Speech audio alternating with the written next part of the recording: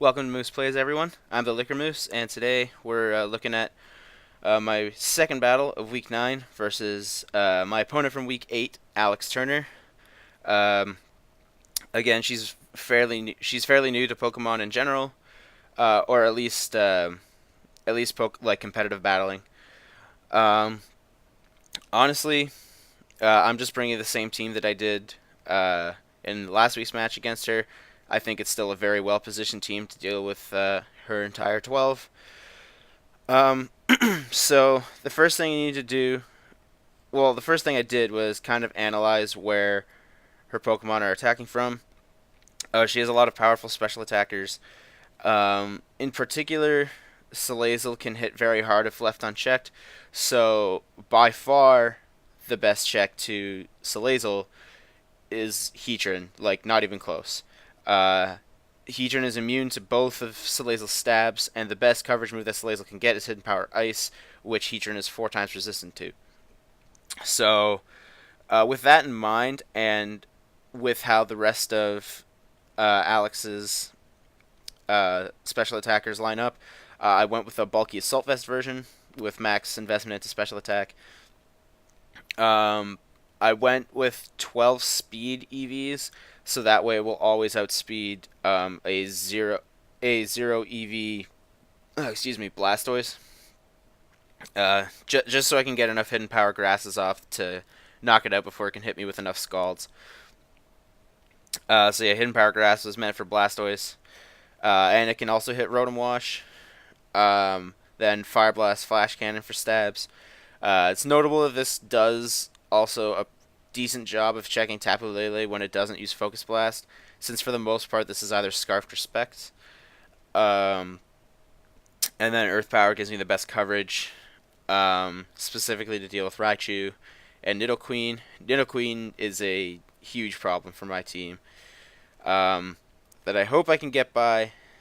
Um, Unfortunately, Fortress doesn't really check Nidoqueen, but it does do a lot in the matchup. It's a very good defensive check to Mega Aerodactyl.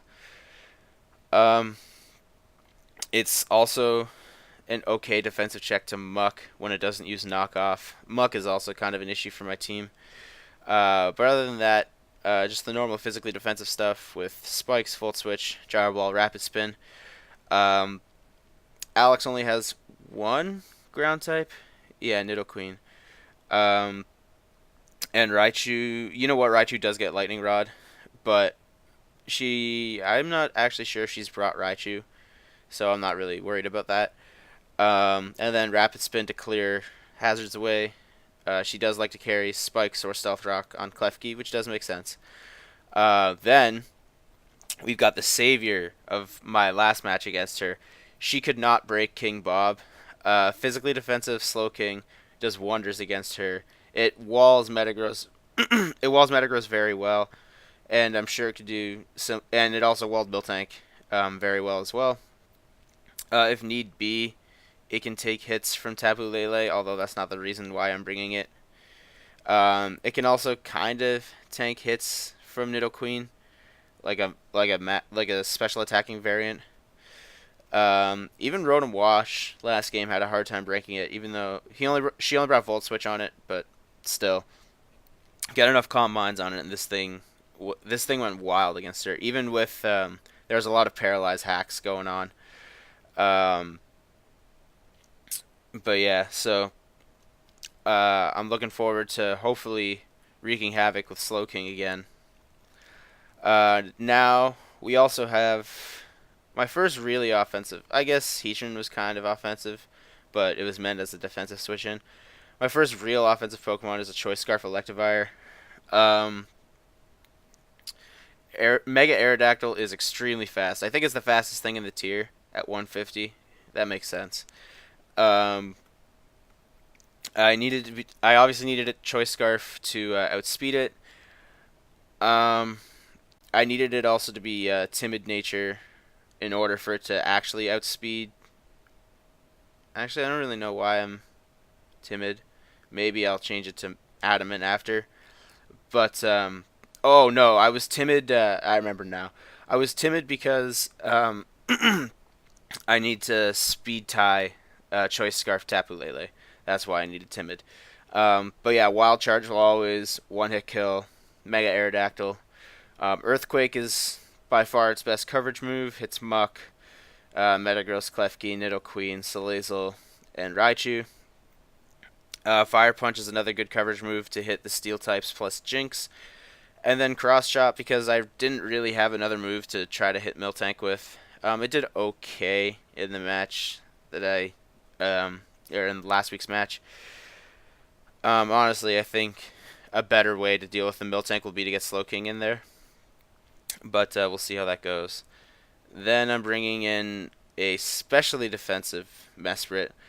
This was sort of to be a way to deal with, not Muck, Tapu Lele, and to an extent Nidoqueen. We're going with the specially defensive variant that runs Stealth Rock and Healing Wish. It's mostly just like a support Pokemon. It gets Psychic in case it does need to attack, and then U-turn to keep momentum, because even on a specially defensive set like this, U-turn is actually still quite important. Even if it's not just for the damage, it's also for the slow switch-in. Slow switch-ins sometimes are important when you don't want to let a Pokemon get a free hit on.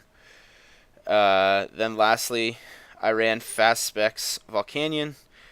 This was the best banned Metagross check that I could find. I'm running Fast Specs so I can outspeed an Adamant Nature. Metagross and Flamethrower I think does mid 98, so I'm fairly confident that it can always get the kill on Metagross. And then Flamethrower still hits like Klefki and Jinx as well. Steam Eruption still its best stab move. Hits pretty much everything that doesn't resist it really hard on Alex's team. And then Earth Power and Focus Blast are the best coverage moves that Volcanion can get. Rotom Wash is slightly difficult. The only thing that I have that's super effective against it is the Hidden Power Grass from Heatran.